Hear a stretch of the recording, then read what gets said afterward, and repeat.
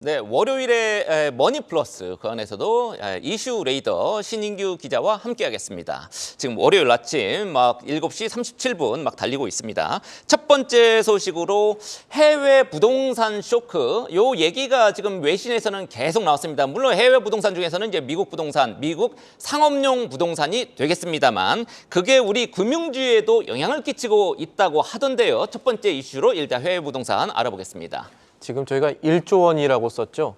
현재까지 평가 손실이 5대 금융그룹 기준 1조 원 넘는다는 얘기입니다. KB와 신한, 하나, 우리, NH 5대 금융그룹이라고 하죠. 이들의 해외 부동산 관련 대출이나 투자를 포함한 위험 노출액, 익스포저가 20조 원이 넘고요.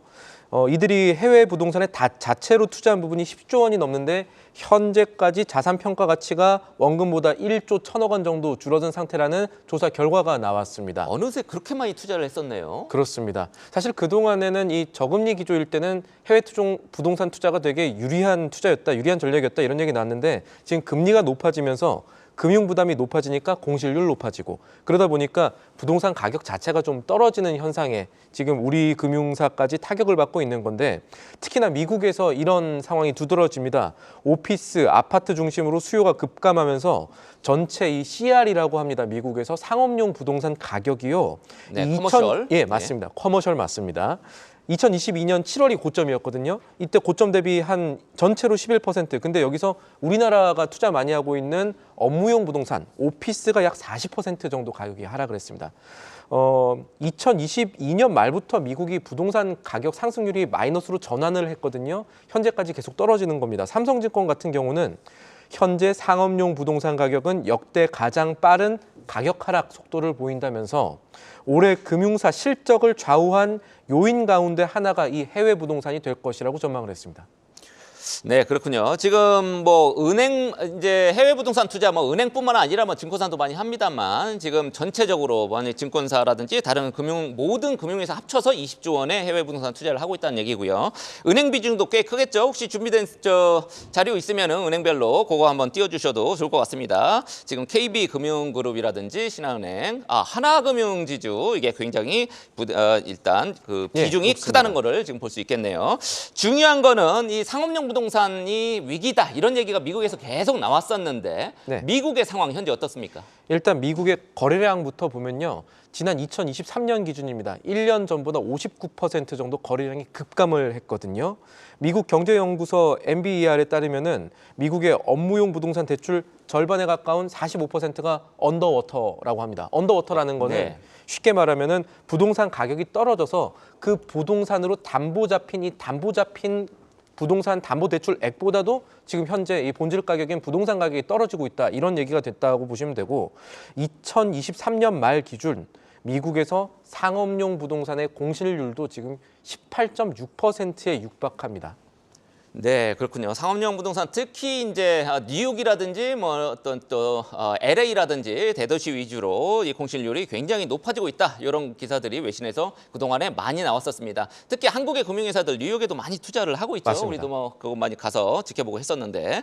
자, 미국발 그 상업용 부동산 위기가 계속 이어질 가능성 얼마나 보고 있습니까? 있습니다.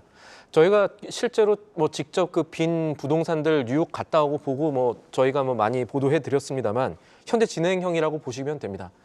관건은 금리입니다. 아직 금리가 내려가기 전인 올해가 공실률 정점을 기록할 가능성이 높다는 전망이 나오고 있습니다. 미국의 이 종합 글로벌 서비스 기업인 부동산 서비스 기업인 CBRE가 발표를 하나 했는데 지난해 4분기 기준으로 아까 18% 정도 된다고 말씀드렸죠. 공실률이 이거 20% 육박할 수 있다는 전망을 내놓고 있고요. 다만 이런 위기가 지난 2008년 리만 브라더스 위기처럼 경제 시스템 위기로 확산할 가능성이 있느냐 여기에 대해서는 제한적이라는 분석이 아직까지는 많습니다. 미국에서 이 데이터 보면요. 상업은행이 4천여 개 정도 되거든요. 이 가운데 최대한 380곳 정도의 소형 은행들이 파산할 가능성이 있습니다만 전체 상업용 부동산 대출이 한 2조 9천억 달러 정도 되는데 미국 은행권들의 이번 이 부동산 여파로 인한 손실이 최대한 1,600억 달러에서 마무리될 수 있다라는 전망이 나옵니다. 뭐 그래도 최대 1,600억 달러라고 하면 우리 돈으로 200조 원 정도 되거든요.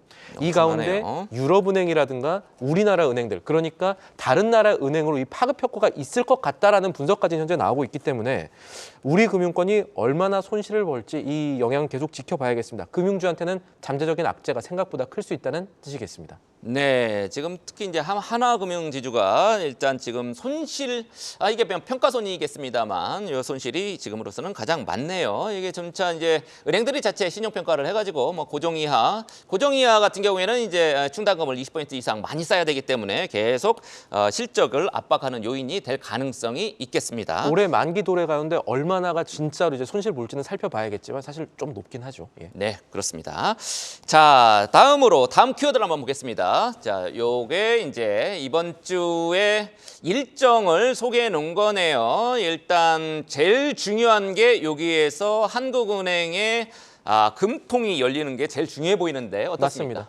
가장 중요한 게 이번에 수요일, 목요일에 다 경제 지표들이 우리나라 경제 지표들은 아마 집중될 것 같습니다. 저희가 준비한 표를 보시면은 뭐 물론 이제 중국의 5년 만기 대출 우대금리, 그러니까 사실상의 기준금리 어떻게 나오냐 뭐 중요할 거고, 21일 수요일에는 기업 경기 실사 지수인 제조 BSI 나오고요. 같은 날 관세청에서는 1월 20일부터 20일까지의 수출액을 집계해서 발표합니다. 목요일이 제일 중요하겠죠. 이 한국은행 금융통화위원회가 있는데 사실 이때는 기준금리가 어떻게 움직일지에 대한 불확실성보다는 경제평가를 하느니 혹시 어떻게 바꾸게 될지, 여기에 따라서 시장의 심리가 더 움직일 가능성이 높겠습니다. 네, 어차피 뭐 기준금리는 동결할 겁니다. 한국에서는 3.5% 기준금리. 지금 우리 신 기자가 얘기했듯이 우리 금통위의 체크포인트 다시 한번 짚어주세요. 아마 이번에 말씀하신 대로 9연속 동결이라는 기사 제목을 아마 목요일에 보실 가능성이 굉장히 높습니다. 지금 금리를 움직일 요인보다 금리를 지금 현재 고정시켜야 될 요인이 더 높기 때문인데, 왜냐하면 지난달 소비자 물가 상승률이 6개월 만에 2%대로 내려오긴 했는데, 이렇게 소비자 물가 상승률이 떨어지면 기준금리 좀 내려도 되지 않겠냐라는 생각이 있겠지만 이번에 아마 3% 안팎으로 다시 오를 가능성이 있어 보입니다. 맞습니다. 유가도 불안하죠. 유가가 불안합니다. 계속 다시 오르고 있고. 맞습니다. 여기에 아마 이 한은의 이 신용 잔고까지 뭐 다 나오게 되면은 가계부채 증가세에 대한 얘기가 이번 주에 나올 텐데, 꺾이지 않는 이 가계부채 증가세 얘기가 나오면 기준금리 내릴성 굉장히 희박할 것이고요. 그리고 시장에서는 미국의 중앙은행이 통화 정책에 나서고 국내 소비자 물가 상승률이 2% 초반대로 고정이 돼야 기준금리 좀 낮출 수 있지 않겠느냐, 이렇게 계속해서 이창용 총재라든지 얘기를 하고 있기 때문에 전문가들은 아마 이런 거 보면은 하반기 이후야 되어야 한 7월 정도 되어야 기준금리, 한국은 하반기는 돼야 지금 낮추기 시작할 것 같다. 그렇게 예상하고 있고, 그래서 중요한 게 이번에 이 한은 금통위에서 금융통화위원회에서 같이 나올 게 경제성장 전망률 조정을 할 수 있다는 얘기 나오고 있거든요. 11월 전망 당시에 올해 연간 성장률 2.1%로 제시했는데요. 이게 기획재정부 전망치보다는 약간 보수적인 수준입니다. 이게 더 바뀔지 가겠습니다. 2.2였죠. 예, 맞습니다. 네, 그렇군요. 일단 뭐 여러 가지 오늘 이번 주에 경제 지표라든지 금통위도 있는데 투자자들 입장에서 주목해야 될 부분은 어떤 게 있습니까? 경제 지표 외적으로 살펴보면은 계속해서 얘기가 나오고 있는 이 기업 밸류업 프로그램 앞두고 투심 어떻게 움직일지 살펴볼 부분입니다. 이 다음 주 월요일에 이게 결정이 나기 때문에요. 현재 시장에서는 연초 업무 보고에 담겼던 이 이사회 책임 강화라든지 어떤 뭐 세제 인센티브라든지 이런 것들 전망하고 또 상법 개정은 어떻게 될까, 이거 지금 보고 있습니다. 그래서 이 밸류업 프로그램과 발맞춰서 기업들이 내놓을 이 주주 환원책, 그리고 최근에 행동주의 강화와 맞물려서 이런 주주들이 환원책 어떻게 평가할지가 중요한데, 이 최근 매체에서 자주 행동주의와 관련해서 언급했던 종목들 있죠. 이런 종목들이 어떻게 움직일지를 살펴보셔야겠습니다. 네, 지금까지 발빠른 신인규 기자였습니다.